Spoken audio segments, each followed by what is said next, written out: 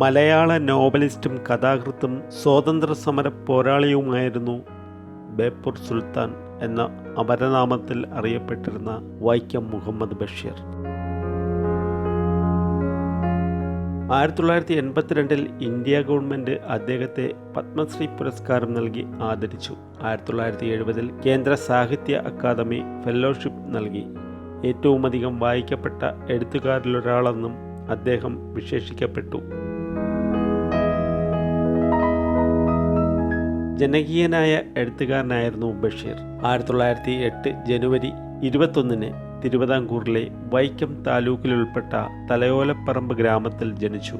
പിതാവ് കായി അബ്ദുറഹ്മാൻ, മാതാവ് കുഞ്ഞാത്തുമ്മ.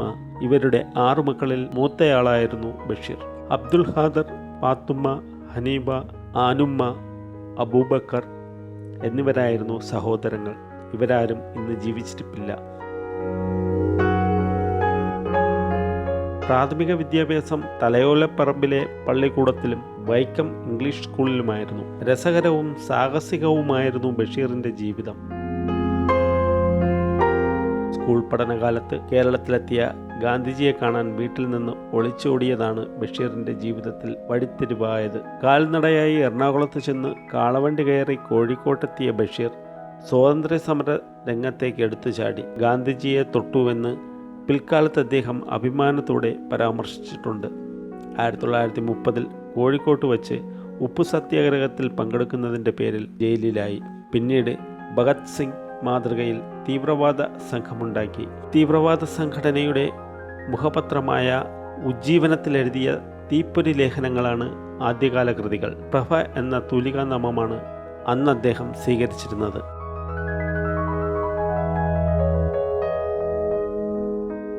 സാമാന്യമായി മലയാള ഭാഷ അറിയാവുന്ന ആർക്കും ബഷീർ സാഹിത്യം വഴങ്ങും.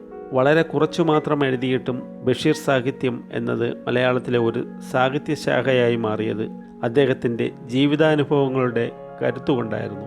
ഹാസ്യം കൊണ്ട് അദ്ദേഹം വായനക്കാരെ ചിരിപ്പിച്ചു, കൂടെ കരയിപ്പിക്കുകയും ചെയ്തു. സമൂഹത്തിൻ്റെ അടിത്തട്ടിൽ ജീവിക്കുന്ന മനുഷ്യരുടെ കഥകൾ അദ്ദേഹം പറഞ്ഞപ്പോൾ അത് ജീവസുറ്റതായി, കാലാതിവർത്തിയായി.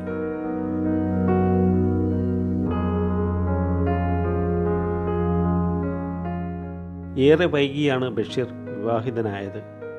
50ാമത്തെ വയസ്സിലായിരുന്നു വിവാഹം. ഫാത്തിമ ബീവിയാണ് ഭാര്യ. അനീഷ്, ഷാഹിന എന്നിവരാണ് മക്കൾ. 1994 ജൂലൈ 5 ബഷീർ അന്തരിച്ചു.